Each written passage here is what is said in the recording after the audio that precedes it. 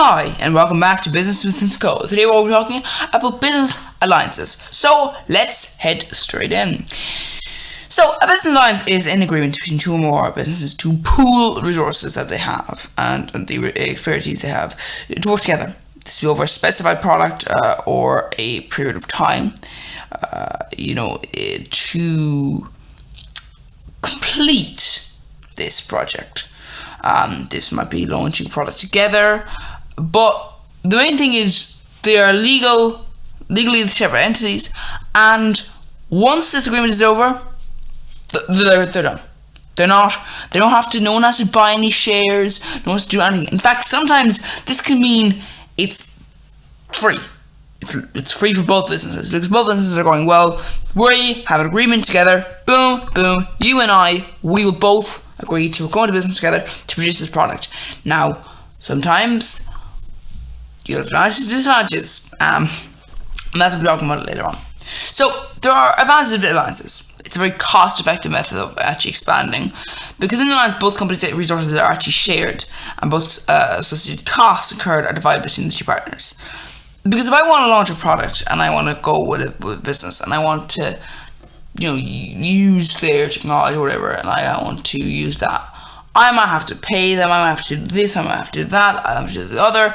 And any cost when I'm making this kind of experimental product, I incur all the costs.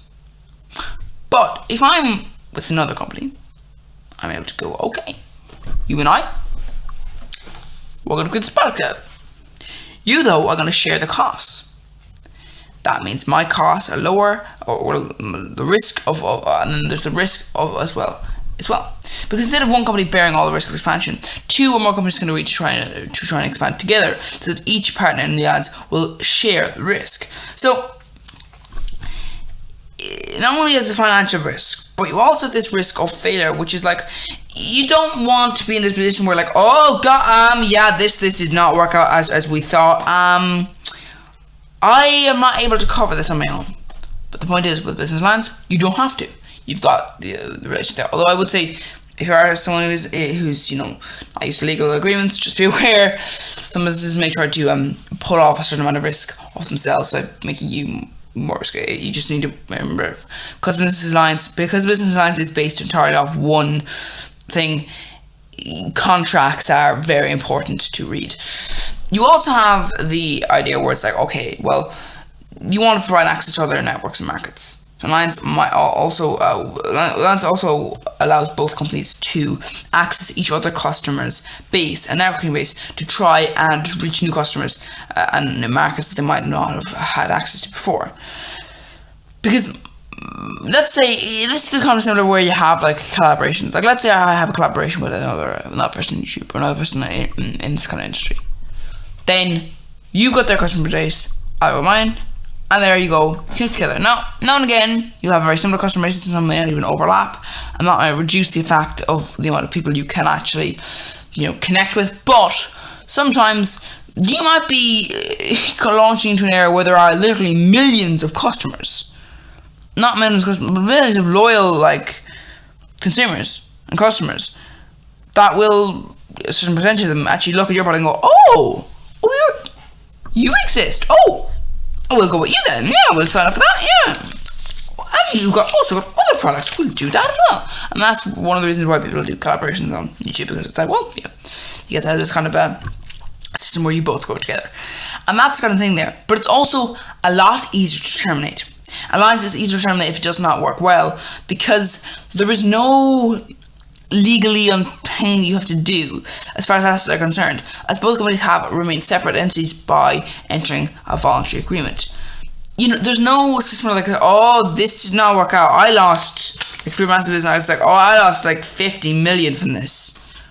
This did not work out. I am not continuing to do a deal with you. Oh, no. It's like, well, I also lost 100 million, so, It's like, well, if you were a merger, if you'd merged, if you had taken over, that might become problematic, but this system, very easy. Now, sometimes it can be sad, because an alliance might be a period of time, which is quite a long period of time. So while you're not merging together, still it's basically like a merger, except you're there with your separate entities. And sometimes it can be like, well, I wanted to see where they go with this, but they don't go with it because they just ended early. It also has the benefit of allows resources to be shared. So rather than having to develop a new idea independently, the business can actually share market research, machinery, and skills with each other, which is a massive, massive benefit. Now, here's the thing. There are also the other advantage, which would be, if I'm a business, I will most likely not want to, take on the risk of a merger if I don't know how it's going to go. So an alliance can be what you might call the building up of a merger. Now, sometimes you'll have two businesses that might just out of the blue make an announcement and say, we are merging. Boom. But a lot of the time, my businesses that were, they were in an alliance for years. They were in an alliance for years. They've been in an alliance before. They've had multiple occasions where they've done deals together. And now they say, okay, we're going to take the experience we have with you. We know your company. We know that we work well together. And we're going to merge. And that has a benefit because it means that you're more secure. You're like, well, we know that you work with us. Actually works. The problem, of course, is that, you're not one legal entity. You can end these things early, but the problem is that products can get, there's issue of how do you actually know when your customer base is not going to be happy with things, and all sort of areas you have here.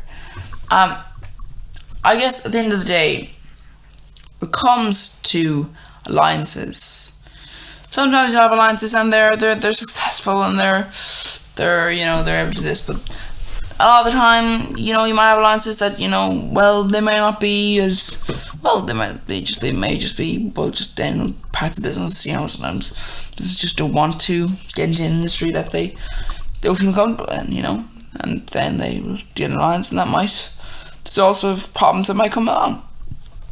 But what happens when you say, this video is obviously a little shorter than ordinary.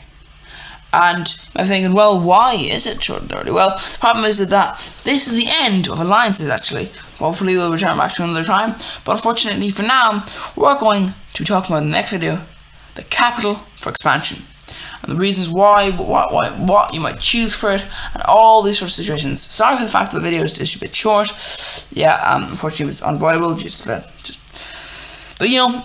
please join us next time when we talk about that, and please do subscribe to the channel. That would be absolutely perfect.